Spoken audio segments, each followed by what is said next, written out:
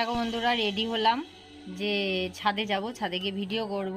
কিন্তু মানে ওয়েদার দেখো কি অবস্থা, দেখতে পাচ্ছ।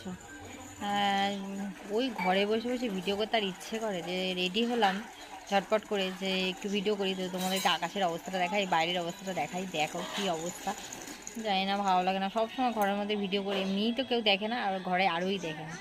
তো কি করা যাবে, কপাল খারাপ। এইসব তো কপাল, সবাই বলছে ভিডিও।